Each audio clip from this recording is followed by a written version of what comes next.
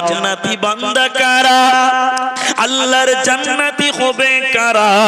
যাদের ভিতরে 8টা গুণ পাওয়া যাবে, যাদের ভিতরে 8টা আমল পাওয়া যাবে, ওদেরকে আমি আল্লাহ জান্নাত দেব, জান্নাতের সুসংবাদ দেব। ওই 8টার ভিতরে আল্লাহ বলেছেন আল আবিদুন, ইবাদত করনে ওয়ালা হয়ে যাও। যারা দুনিয়াতে আল্লাহর ইবাদত করবে, আল্লাহর গোলামি করবে, আল্লাহর কাছে মাথা নত করবে, আল্লাহ তাদেরকে জান্নাতের সুসংবাদ দেবে।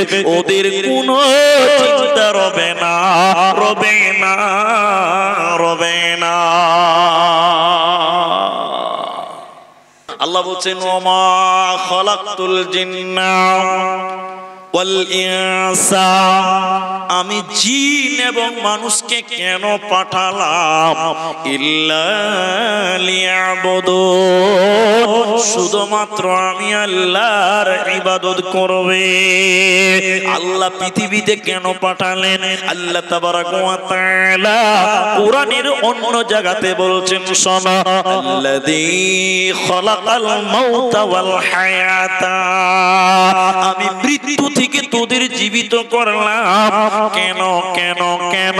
আমরা সবাই মৃত ছিলাম, আল্লাহ আমাদের জীবিত করলেন কেন? আইয়ুকুম আহসানু আমালা, দুনিয়াতে কে কতটা উত্তম আমল করে, কে কতটা নামাজ রোজা করে, কে কত ভালো ভালো কাজ করে, এইটার জন্য আমি আল্লাহ তোদেরকে বানালাম, এই কারণে তোদেরকে পৃথিবীতে পাঠালাম। মানুষ রে, তোমার মালিক তোমাকে খেতে দিয়েছে, তাই মালিকের গুণগান করো 12 ঘন্টা, মালিকের খেদমত করো 8 ঘন্টা। তুমি কোম্পানিতে কাজ করো, কোম্পানিতে ডিউটি করো 8 ঘন্টা। কেন? কোম্পানি তোমাকে বেতন দিচ্ছে, কিন্তু আল্লাহ তাবারাক ওয়া তাআলা বেঁচে থাকার জন্য তোমাকে রিজিক দিয়েছে, বেঁচে থাকার জন্য তোমাকে অক্সিজেন দিয়েছে। ও মুসলমান, তাহলে তুমি কি করো? আল্লাহর ইবাদত করো, আল্লাহ তোমার রিজিকে বরকত দান করবে, আল্লাহ তোমাকে জান্নাত দেবে, যেহেতু আল্লাহ এই জন্যই বানালো। শুধু তাই নয়, হে মুমিনের দল, আমি তোদের জানকে কেন দিলাম, তোদেরকে পৃথিবীতে কেন পাঠালাম? আল্লাহ বলছে এই জানটা আর এই মালটা আমি আল্লাহর রাস্তায় বিলিয়ে দে। ইন্নাল্লাহ আশতারা মিনাল মুমিনিনা আনফুসাহুম ওয়া আমওয়ালাহুম বিআন্না লাহুমুল জান্নাহ। আল্লাহ তাবারাক ওয়া তাআলা বলেন, মুমিন রে, তোদের পৃথিবীতে কেন পাঠালাম, কিসের জন্য তোদেরকে হায়াত দিলাম শুনেলে, আমি তোদের জান এবং মালগুলো আমি আমার কাজের জন্য, আর বিনিময়ে তোদেরকে জান্নাত দেব। তোদের বেঁচে থাকবি তো আমার জন্য, তোরা মারা যাবি তো আমার জন্য। যেমন সাহাবীরা আমার জন্য জীবন দিয়েছে, সাহাবীরা টোটাল জিন্দেগিটা উৎসর্গ করেছিলেন শুধুমাত্র আল্লাহর জন্য, লিল্লাহিয়াতের জন্য, রব্বিল আলামিন, আমি আল্লাহর জন্য, জগৎ সমূহের রব আল্লাহর জন্য তোদের জীবনটা উৎসর্গ করতে হবে। এই জন্য তুমি বেঁচে থাকবে দুনিয়াতে কেন? আল্লাহর জন্য। মরবে তো কেন? আল্লাহর জন্য। সব কিছু হতে হবে একজনের জন্য, তিনার নাম আল্লাহ। দেখবেন সাহাবীরা ইসলামের জন্য জানটা আল্লাহর জন্য বিলিয়ে দেওয়ার জন্য তারা হাই হাই করেছেন। একটু ঘটনা খালি আপনাদের তুলে ধরি, তাহলে আপনি বুঝতে পারবেন সাহাবীরা দিনটাকে, তাদের জীবনটাকে আল্লাহর জন্য উৎসর্গ করেছেন। কেন? আল্লাহ তো পাঠিয়েছে এই জন্য তারা তাদের জীবনকে তুচ্ছ মনে করেছে, তাদের দুনিয়াটাকে তুচ্ছ মনে করেছে। দেখেন আল্লাহ রাসূল কি বলছেন। একদিন মসজিদে নববীতে আল্লাহ রাসূল এশারের নামাজ পড়ালেন, অথবা জোহরের নামাজ মতান্তরে এশা। আল্লাহ রাসূল নামাজ পড়ে বললেন, এই বসো বসো, সবাই বসো, কেউ দাঁড়িয়ে থাকবে না, বসো। সবাই বসে গেল। বসার পর আল্লাহর নবী বলছেন, ইসলামের জন্য দিনের জন্য, ইসলামকে বাঁচাবার জন্য, আমার দিনের জন্য, আল্লাহর দিনের জন্য তোমাদের লড়াই করতে হবে, হয়তোবা জীবনও দিয়ে দিতে হবে। বসে যাও, বসে যাও। আমি নবী 3 জন লোককে দায়িত্বশীল বানাচ্ছি, দেখে নাও। আল্লাহ নবী মসজিদে বললেন, এই যায়েদ কোথায়? লাব্বাইক ইয়া রাসূলুল্লাহ। নবী বললেন, জাফর বিন আব্দুল্লাহ কোথায়? আল্লাহ রাসূলুল্লাহ সাহাবী বললেন, লাব্বাইক, আল্লাহর নবী উপস্থিত। 3 নম্বর নবীজি বললেন, হে আব্দুল্লাহ বিন রাওয়াহা, তুমি কোথায়? তুমি দাঁড়াও। দেখেন সাহাবীরা দিন ইসলামের জন্য, আল্লাহকে খুশি করার জন্য, আল্লাহ বলছেন, ইন্না সলাতি ওয়া নুসুকি ওয়া মাহইয়ায়া ওয়া মামাতি লিল্লাহি রাব্বিল আলামিন, সবটা আল্লাহর জন্য। সাহাবীরা 3 জন দাঁড়িয়ে গেলেন। নবীজি বললেন, মোতার পান্তে লড়াই করতে হবে, হয়তোবা তোমাদের জীবন চলে যাবে। যাও তোমরা পরিবারের কাছে খবর দাও, পরিবারের কাছ থেকে বিদায় নিয়ে এসো, তোমাদের যুদ্ধের কমান্ডার বানানো হলো, তোমরা ইসলামের জন্য লড়াই করবে, হয় মারবে না হয় মরবে, হয় মারবে না হয় মরবে। চলেন আগিয়ে যাই। একজন একজন করে সাহাবীরা গেলেন, একজন একজন সাহাবী যাচ্ছেন পরিবারের কাছে। প্রথমে গেলেন কে? আব্দুল্লাহ বিন রাওয়াহা। মা আমার নতুন বিয়ে করেছে, বাসুর ঘরে বসে আছে বিবি, তিনি কোরআন তেলাওয়াত করছেন, মুসলিম নারী ঘরের ভিতরে। আব্দুল্লাহ দরজায় যেয়ে বলছেন, বেগম, বিবি রে, কোরআনটা থামিয়ে দাও, আমার নবী আমাকে যুদ্ধের সেনাপতি বানিয়েছে, ইসলামের জন্য চলে যাচ্ছি, দ্বীনের জন্য চলে যাচ্ছি, আল্লাহর জন্য। বিবি রে, মোহর দিয়েছি কিন্তু হক আদায় করতে পারিনি, বিবি তুমি ক্ষমা করিও, জান্নাতে তোমার সঙ্গে মোলাকাত হবে। জাফর তিনি বাড়ি গিয়ে বললেন, বিবি রে, ছোট ছোট কচি কাঁচা বাচ্চা আছে বাড়িতে, নবী আমাকে যুদ্ধের দ্বিতীয় সেনাপতি বানিয়েছে, আমি চললাম আল্লাহর রাস্তায়, বেরিয়ে গেলাম, দ্বীনের জন্য বেরিয়ে গেলাম। বিবি রে, যদি আমি শহীদ হয়ে যাই, আমার কচি কাঁচা বাচ্চাগুলোকে, যারা ছোট ছোট নাবালক, আমি যদি দ্বীনের জন্য, আল্লাহর জন্য মারা যায়, শহীদ হয়ে যাই, বিবি রে, আমার বাচ্চাগুলোকে বলে দেবে, তোর বাবা আল্লাহর রাস্তায় মারা গেছে, আল্লাহর রাস্তায় জীবন দিয়েছে, আমার বাচ্চাগুলোকে আমার রাস্তা দেখিয়ে দেবে। এরপরে যায়েদের লম্বা ইতিহাস নয়, যায়েদ কোথা ছিলেন? নবীজির কাছে লালিত পালিত হয়েছিলেন। নবীজিকে বললেন, ইয়া রাসূলুল্লাহ, নাবালক থেকে আপনার কাছে মানুষ এসেছে, নবী আমার, আপনি দোয়া করে দেন, আপনি আদেশ করেছেন এই জানখানা আল্লাহর জন্য, এই জীবনটা আল্লাহর জন্য কোরবান করব, এই দেহটা আল্লাহ বানিয়েছে, হায়াতটা আল্লাহ দিয়েছে, আল্লাহর জন্য রাজি হয়ে গেলাম, নবী আমার দোয়া করে দেন, ইসলামের জন্য আমরা বেরিয়ে গেলাম। আল্লাহ তাবারাক ওয়া তাআলা বলে, কাতিলুনা ফি সাবিলিল্লাহ ফায়াকতুলুনা ওয়া ইউকতালুন, তারা আল্লাহর রাস্তায় যাবে, আল্লাহর দ্বীনকে বাঁচাবার জন্য, আমি আল্লাহর রাস্তায় তারা বের হবে। ইউকাতিলুনা ফি সাবিলিল্লাহ ফায়াকতুলুনা ওয়া ইউকতালুন, হয় তারা মারবে নচেত তারা মরবে, হয় তারা মারবে নচেত তারা মরবে, কিন্তু আমার দ্বীনকে তারা নিচে নামতে দেবে না। 3 জন সাহাবী নবীর কাছে বিদায় নিয়ে যুদ্ধে চলে গেলেন। যুদ্ধ যখন রমরমাট ভাবে চলছে, বেঈমানদের সঙ্গে কাফেরদের সঙ্গে যখন লড়াই করছে, একজন সাহাবী যখন জোর কদমে জিহাদ করেছিল, লড়াই করেছিল কাফেরেরা, তখন ওই সাহাবীর আপনার কিনা ডান হাতটা এক কোপে তার ডান হাত কেটে দিয়েছে, বাঁ হাতে ইসলামের পতাকা, তলোয়ার নিয়ে যুদ্ধ করছিল। কাফের বেঈমানেরা ওই সাহাবীর বাঁ হাত কেটে ফেলে দিয়েছে, 2টি হাত কেটে ফেলে দিয়েছে। শুধু তাই নয়, ওই সাহাবীর গলাটা আলাদা করে দিল, বডিগুলোকে খণ্ড খণ্ড দ্বিখণ্ড করে দিয়েছে। তার তার পা গুলোকে আলাদা করে দিয়েছে, তার মাথাকে আলাদা করে দিয়েছে। হাজার আল্লাহর নবীর সাহাবীরা ওই ময়দানে যুদ্ধ করছে, হঠাৎ করে তাকিয়ে দেখছে কমান্ডারকে দেখতে পাওয়া যায় না, রাসূল যুদ্ধের সেনাপতি বানিয়েছে তিনাকে দেখতে পাওয়া যায় না। সাহাবীরা খুঁজতে খুঁজতে দেখলো ওই যে দূরে একজন লোককে কাফেররা কেটে টুকরো টুকরো করে দিয়েছে, একজন মুসলিমকে কেটে টুকরো টুকরো করেছে কাফেররা। কিন্তু সাহাবীরা দৌড়তে দৌড়তে দৌড়তে দৌড়তে তার কাছে গেল। যুদ্ধের কমান্ডার, যার হাতে কালেমার পতাকা, যার হাতে ইসলামের পতাকা ছিল, তিনাকে শহীদ করে দিয়েছে। সাহাবীরা জড়ো হয়ে দেখলেন, দূর থেকে তারা কাছে এসে দেখলেন হাত পা গুলো কেটে টুকরো টুকরো করে দিয়েছে। এরপরে সাহাবী ইসলামের পতাকা, আল্লাহর দ্বীনের পতাকাকে মাটিতে পড়তে দেয় না, দাঁত দিয়ে কামড়িয়ে তার মাথা আলাদা হয়ে যাওয়ার পর দাঁত দিয়ে কামড়িয়ে ইসলামের পতাকা উত্তোলন করে রেখেছিল। তারা আল্লাহর দ্বীনকে মিটতে দেয় না।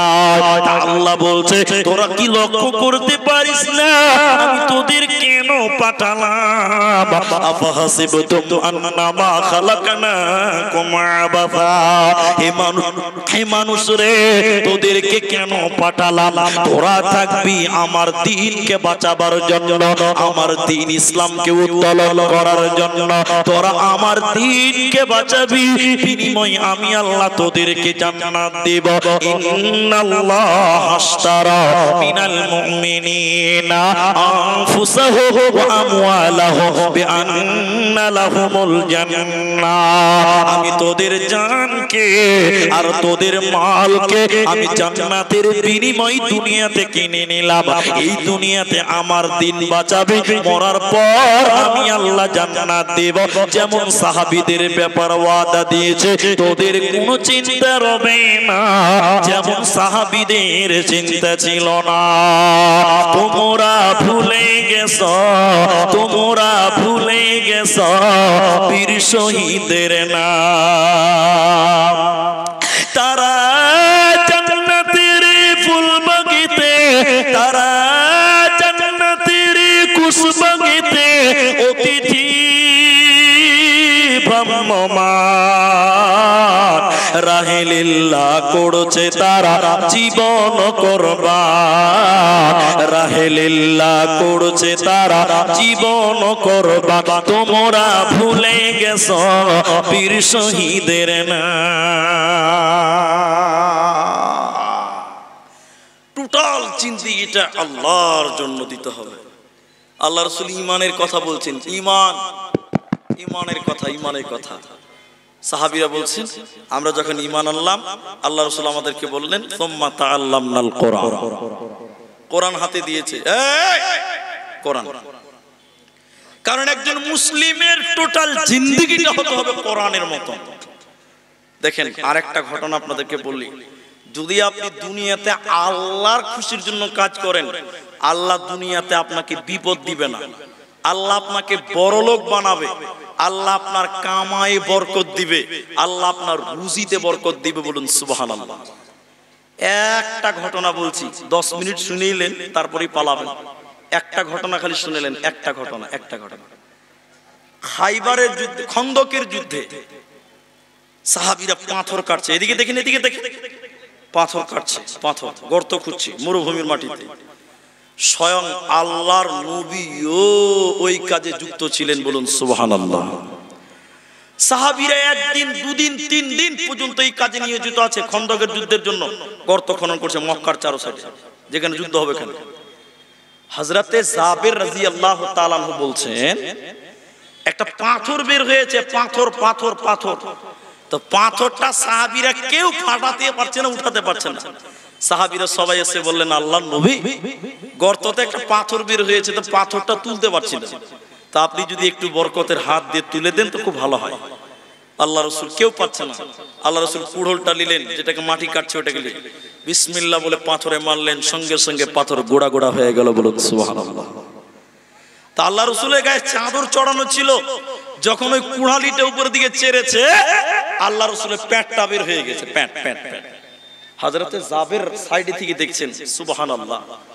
আল্লাহর নবীর পেটে খিদার জ্বালায়, ভোকের জ্বালায় পেটে পাথর বেঁধে রেখেছে। বলুন সুবহানাল্লাহ। সাহাবীরা একদিন, দুদিন, 3 দিন খেতে পায়নি। কিন্তু সবাই বলুন, কেউ যদি আল্লাহর জন্য কাজ করে আল্লাহ তাকে অভাবে রাখবে? জোরে বলুন। হযরতে জাবির দেখে তার চোখ দিয়ে পানি বের হয়ে যাবে এরকম অবস্থা। আল্লাহ রাসূলের কত খিদে লেগেছে গো, পেটে পাথর বেঁধে রেখেছে। জাবের রাদিয়াল্লাহু তাআলা থাকতে না পেরে আল্লাহ রাসূলকে বলছে, হুজুর একটু যদি অনুমতি দিতেন আমি একটু বাড়ি যেতাম, খুব প্রয়োজন আছে। আল্লাহ রাসূলকে বললেন, আল্লাহ রাসূল বলছেন তুমি যাও, বাড়ি চলে যাও। দেখেন মা বোন, হযরতে জাবের বাড়িতে গেলেন। বাড়িতে যাওয়ার পর বলছে আল্লাহর নবী কি, জাবের বলছে তার স্ত্রীকে, বেগম বিবি আমি দেখলাম আল্লাহ রাসূলের যে কত ভোক লেগেছে, কত খিদা লেগেছে, আল্লাহ রসুলের পেটে পাথর বাঁধা আছে। বিবি বাড়িতে কোনো খাবার আছে? আমি আল্লাহ রসুলকে একটু খিলাতে চাই। থাকতে পারছে না দেখে, আমি দেখে থাকতে পারছি না। আল্লাহ নবীর এই জাবেরের স্ত্রী বললেন, কিছুই নেই, একটা ছাগলের বাচ্চা আছে আর কয়েকটা জব আর আটা আছে, এইটুকু আছে।